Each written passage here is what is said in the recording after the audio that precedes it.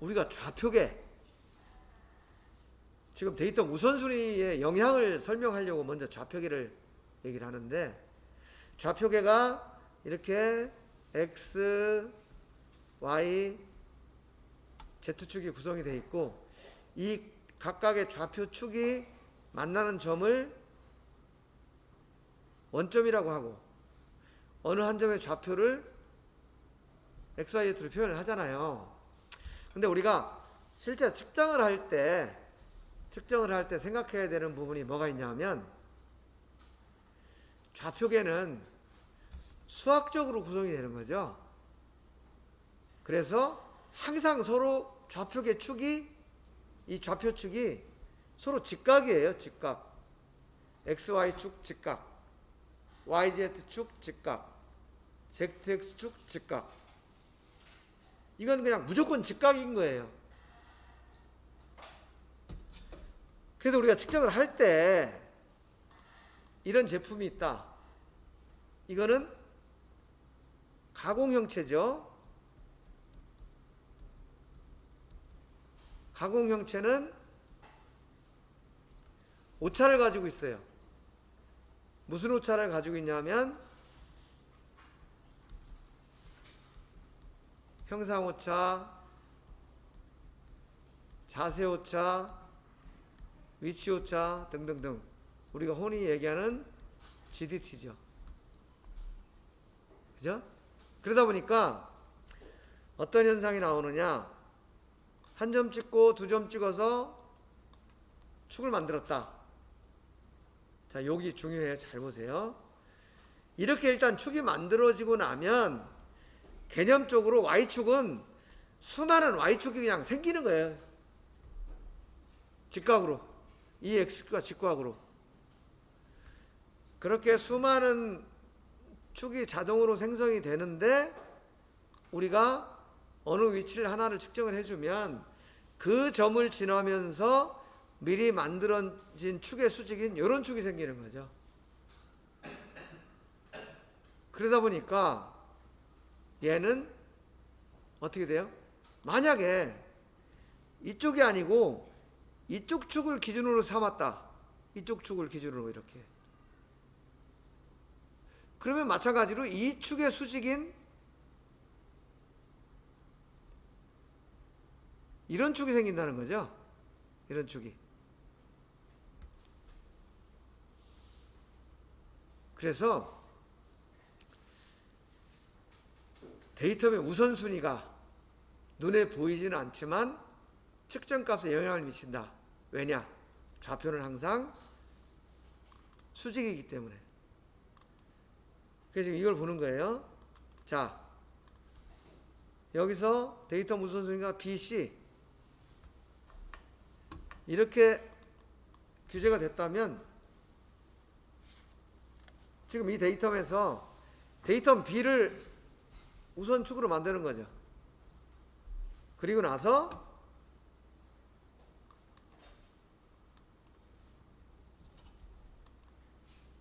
만약에 지금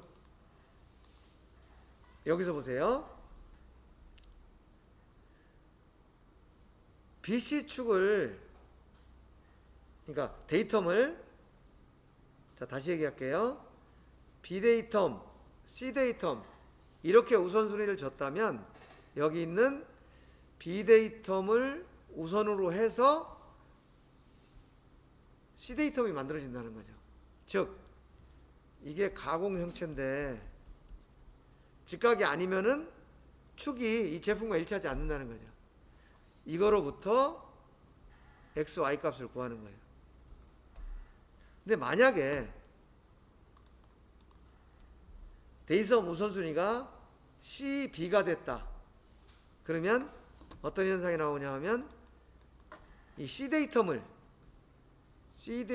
우선으로 해서 축을 먼저 만들고 그 다음에 이 B데이텀이 만들어진다는 거죠. 즉 아까는 이쪽이 공간이 떴는데 이번에 이쪽이 뜨는 거죠. 그래서 이렇게 되는 경우에 이 축으로부터 XY 값을 구하는 거예요. 그러다 보니까 어떤 결과가 나오느냐, 이런 결과가 나온다는 거죠. 데이터 우선순위에 따라서 x1, 이 x1이 x2보다 크고 또 y1보다 y2가 크고 이런 현상이 나오기 때문에 눈에 보이지는 않지만 데이터 우선순위를 어디로 하느냐에 따라서 값이 달라진다. 그래서 이 데이터 우선순위를 잘 보고 그거에 맞춰서 이 데이터 어디를 먼저 측정을 해야 되냐 결정을 해야 된다는 거예요. 자, 이거 데이터 우선순위가 왜 중요한지 충분히 이해하시겠죠? 그리고 이제 데이터 표적의 필요성. 아까 여러분이 잘 알았던 거예요. 데이터 형체는 오차가 있기 때문에 이 두 점을 측정해서 이렇게 축을 만들면 다른 축이 이렇게 생겨요. 만약에 이렇게 두 점을 측정했다. 그럼 이런 축이 생기겠죠. 또 어떤 사람은 이렇게 측정을 했다. 그럼 이런 축이 생긴다는 거죠. 그렇게 되면 측정하는 사람마다 좌표계가 다 달라지게 돼요. 이렇게 되면 오차가 심해진다. 그래서 누가 측정하든 일정한 값으로 측정이 되도록 기준을 정하자. 즉 데이텀을 설정하자 라고 해서 데이텀 표적이라고 나온 거죠. 예를 들어서 여러분들이 누르메 측정을 한다 그러면 공간 정렬할 때 평면 점 하나, 점 둘, 점 셋, 요 점을 찍어서 평면을 만들으라는 거죠. 그리고 그 각각 측정해야 될 점의 위치를 지정을 해주는 거예요. 7mm 되는 지점 35, 그 다음에 여기는 6, 41 되는 지점에 측정을 해라. 그리고 주어진 위치에서 파이 4mm, 요게 4mm 되는 요 영역에서 그 안에 어디엔가 측정을 해라. 점을 측정해야 될 범위까지 정해주는 거죠. 그 다음에 직선을 측정하겠다 그러면 요 점 두 점을 측정해서 직선을 만드는데 그때 위치는 43, 130 되는 지점이다. 한 점을 측정하겠다. 78 되는 지점에 측정해라. 라고 해서 이렇게 데이터 표적을 적용을 해주면 네, 좌표계를 잡을 때 누가 측정을 해도 이렇게 좌표계를 잡고 측정을 함으로써 개인차를 줄일 수 있다. 라는 거예요. 지금부터는 좌표계에 대해서 좀 알아보려고 그래요. 좌표계가 어떤 게 있고 어디 쓰이고 어떤 특징이 있는지 좀 알아볼 텐데 여러분들이 지금까지 늘 들어왔던 좌표계가 기계좌표계 MCS 그 다음에 측정좌표계 이 두 가지였었죠. 근데 여기에다가 실제로 좌표계를 설정하는 방법이라든지 이런 거는 측정좌표계하고 동일한데 용도가 좀 다른 그 지그좌표계라는 게 있어요. 이 지그좌표계라는 말은 공식적인 용어가 아니라서 그냥 내가 붙여놓은 말인데 이게 어떤 건지 그것도 좀 한번 살펴볼게요. 기계좌표계 여러분들이 이미 잘 알고 있는 내용들이죠. 기계가 X축 그 다음에 Y축 Z축으로 이렇게 움직인다는 거죠. X Y Z 이것이 기계좌표계고 기계좌표계로 인해서 만들어지는 작업 평면이 XY 평면, YZ 평면, ZX 평면 이렇게 돼 있고 그럼 여기서 제품을 측정하려니까 이 기계좌표계로부터 좌표를 계산하면 도면하고 안 맞으니까 이제 측정좌표계라는 걸 만드는 거죠. 근데 측정좌표계는 기계좌표계가 그대로 공작물에 이렇게 설정이 된다. 이렇게 이해를 하면 되겠어요. 기계좌표계는 측정기 자체가 가지고 있는 좌표계다. 이것은 측정기 만들 때 결정이 되고 안내부와 스케일에 의해서 이제 좌표 축이 구성이 되는데, 이 안내부라는 것은 여러분들 그 정반이 되겠죠. X축 정반, Y축 정반, Z축 정반. 그리고 스케일은 그 정반을 타고 측정기가 움직일 때 얼마만큼 움직였는지를 알아낼 수 있는 자라고 그랬죠. 자. 이 원리는 지지난 시간에 우리가 자세히 배웠어요. 이거는 사용자가 변경할 수 없다. 그리고 모든 계산의 기준이 된다. 우리가 실제 측정할 때는 측정 좌표계로 뭔가 계산을 하는 것 같지만, 그것은 기계가 가지고 있는 기계 좌표계라는 원래의 좌표계로부터 계산이 되는 거예요. 그래서 우리가 인식은 못하지만 모든 좌표계는 기계 좌표계로부터 계산이 된다. 이런 내용이에요. 기계 좌표계가 뭔지 이해하시겠죠? 근데 이제 우리가 또 한 가지 생각을 할 수 있는 게, 자, 여기 안내부라고 그랬잖아요. 정반. 근데 이 안내부 자체도 또 우리가 만드는 거 아니에요? 그러다 보니까 물론 오차가 작긴 하겠지만 이 안내부 자체도 오차가 있을 수가 있죠. 우리가 분명히 아까 얘기할 때 축이라는 것은 X, Y, Z축이 서로 직각이어야 된다고 그랬잖아요. 직각이어야 된다고 했는데 이 정반을 서로 직각으로 조립을 했다 하더라도 완벽한 직각이 아니겠죠. 그리고 이 스케일도 마찬가지예요. 스케일도 광학식 자라고는 하지만 그 자 자체도 또 오차가 있을 수가 있잖아요. 1000분의 1이라도. 그러다 보니까 예전에는 그냥 기계 자체로 이렇게 만들어서 기계가 오차를 가지고 있으면 어쩔 수 없었어. 이 측정기에 오차가 여기까지다라는 걸 그냥 인정을 하고 썼는데, 요새는 또 어떤 작업을 하냐 하면 레이저로 이 정반이 서로 정말 직각으로 조립이 됐는지, 만약에 직각이 아니라면 얼마나 차이가 나는지, 그리고 이 스케일이 움직인 값도 정확한 값인지, 이런 것들을 이 안내부와 스케일보다 더 정확한 우리로 쓰는 건 이제 레이저 간섭계라는 걸 쓰거든요.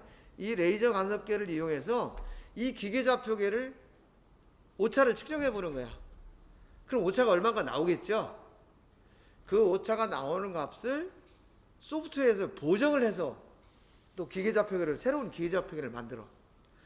순수하게 하드웨어 자체에 의존하는 기계 좌표계도 있지만, 그 하드웨어의 오차를 측정해서, 여기 지금 CAA라고 해서 컴퓨터 에이디드 애큐러시 해서 컴퓨터를 이용해서 오차를 보정한 그 좌표계가 또 있어요.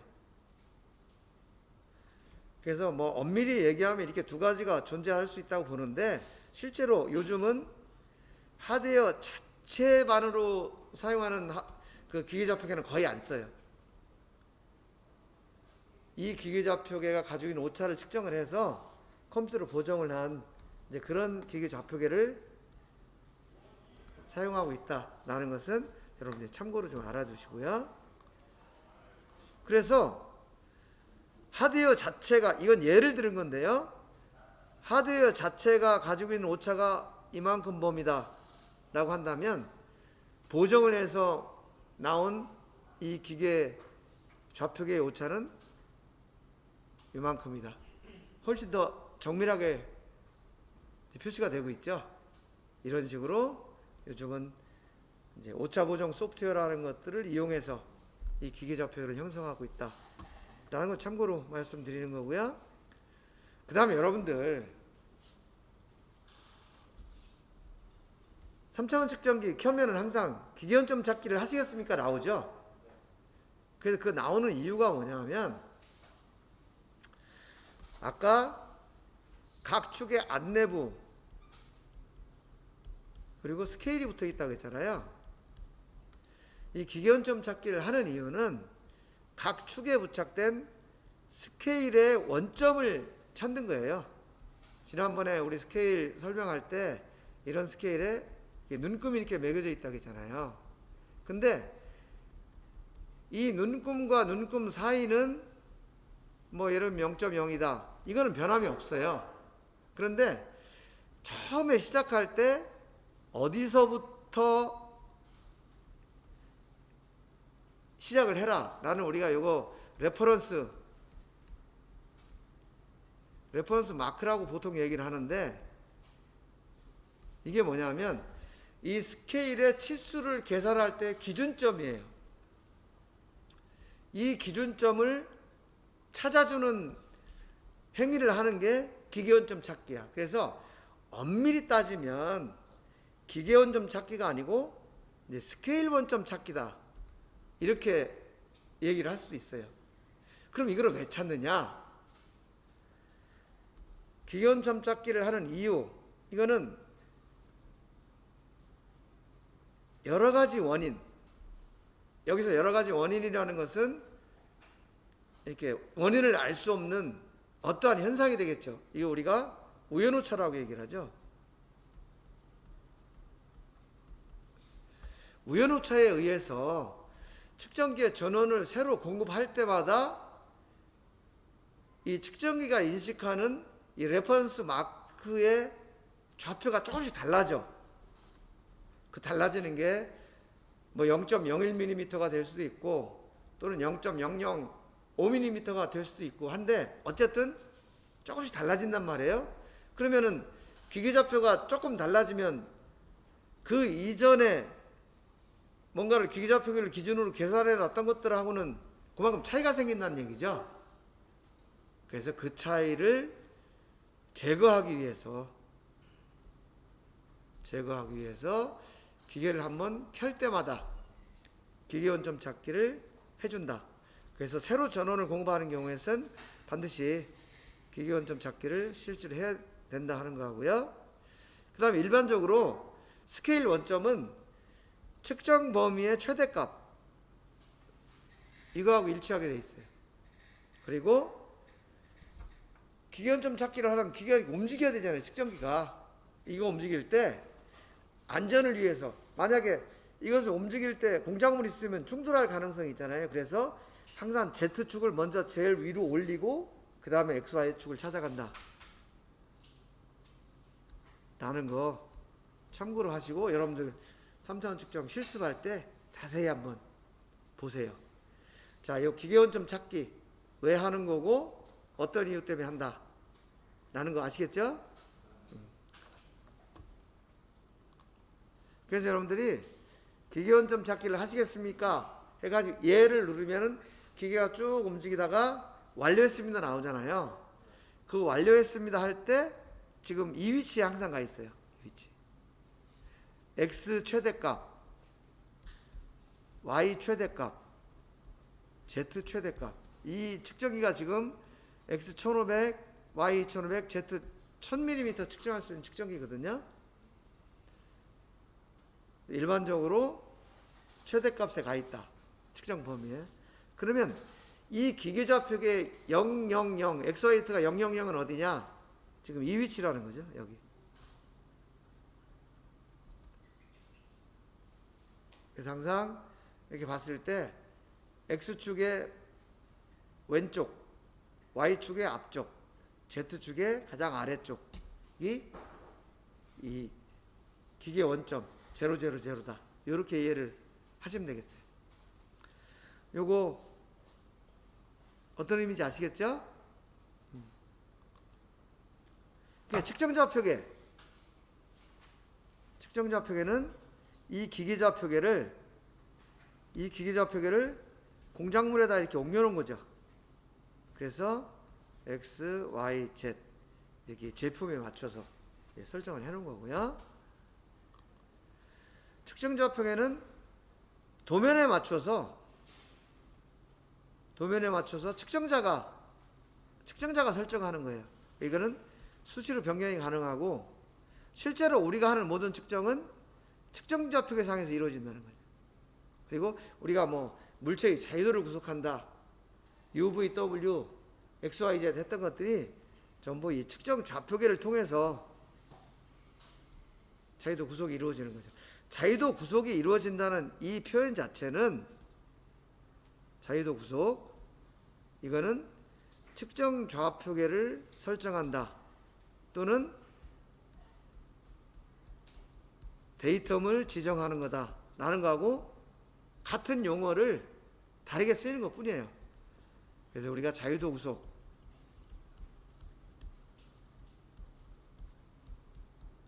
데이텀 설정, 그 다음에 측정 좌표계 설정, 이거는 다 같은 얘기다.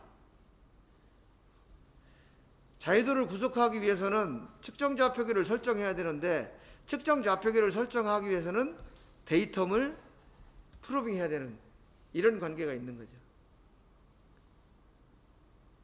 그래서 이것은 실질적으로 같은 의미다, 이렇게 이해를 하시면 되고요.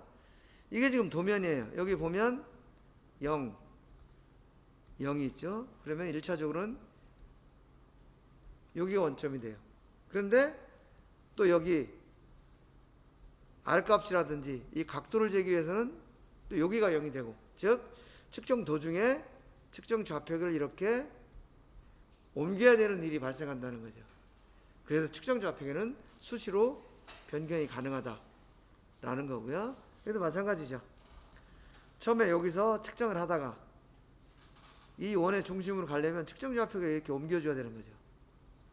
측정 좌표계는 수시로 변경이 가능하다라는 거고요. 그 다음에 이제 또 한 가지, 이 지그 좌표계라는 게 있는데, 여러분들 3차원 측정할 때 그 디미스로 자동 측정 실습했나요? CNC로 자동 측정을 해봤을 거 아니에요? 그러면은 이 CNC 프로그램을 실행을 할 때 기본 조건이 뭐예요? 측정기가 있으면 항상 그 제품이 같은 위치에 있어야 CNC 프로그램이 실행이 되겠죠. 그런데 물건을 뺐다가 다시 설치하면 같은 위치에 가지 않죠. 그렇기 때문에 디미스를 실행시키면은 측정하다가 뭐 탐색 범위를 지났습니다, 이 오류가 나온단 말이에요. 그 얘기는 뭐냐면, 얘는 측정물 여기 있으면 항상 여기에 있다고 생각하고 프로그램을 측정을 하러 와요. 근데 제품이 이쪽으로 이렇게 옮겨졌어. 옮겨졌으면은 여기는 아무것도 없는 거죠. 그런데 제품이 이쪽으로 옮겨졌다는 걸 모르니까 측정기는 측정하러 여기 왔다가 제품이 없으니까 그냥 탐색 범위를 지났습니다, 나온단 말이에요. 그래서 이런 거를 해결하기 위해서 어떤 작업을 하냐면, 예를 들어서 A라는 제품, B라는 제품, C라는 제품이 있다 라고 한다면,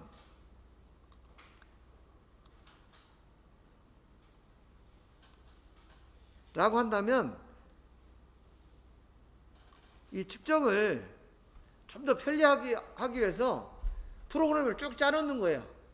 그리고 디미스 리스트에서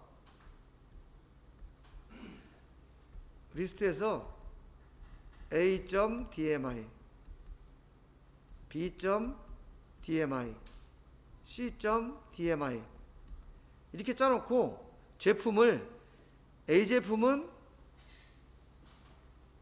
여기다 설치를 하고, B 제품은 여기다 설치를 하고, C 제품은 예를 들면 뭐 여기다 설치를 하겠다.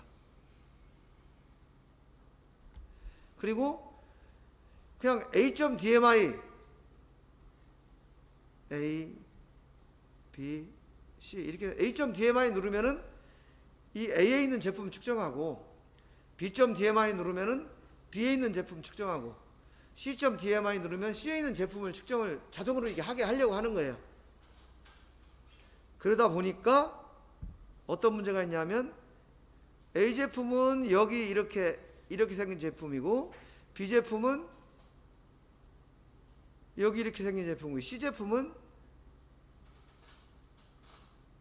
여기 이렇게 생긴 제품이다 이거죠. 그러면은 A, B, C 위치가 다르기 때문에 그냥 실행을 시키면은 측정을 못할 수도 있잖아요. 그래서 지그라는 것을, 이 지그라는 것은 공작물 위치 정해주는 거거든요. 이 지그를 각각 요 위치에다가 이렇게 만들어 놓는 거예요. 그래가지고 지그는 테이블에 딱 고정해 놓는 거야. 그래서 그냥 제품 그 지그에다 갖다 대면은 그 위치에 오도록. 그러면 제품이 항상 일정한 위치에 갈 수 있겠죠. 그리고 프로그램 짤 때 이 A.DMI라는 요 프로그램은 요 위치, A라는 위치를 기준으로 항상 측정을 시작해라. 또 B.DMI는 요 B라는 위치를 기준으로 항상 측정을 시작해라. C.DMI는 요 C라는 위치를, 요 좌표가 있겠죠. A, B, C는 이 기계 좌표계로부터 X, Y, Z 좌표가 있을 거 아니에요. 이걸 기준으로 측정을 해라라고 이제 좌표계를 저장을 해 놓는 거예요.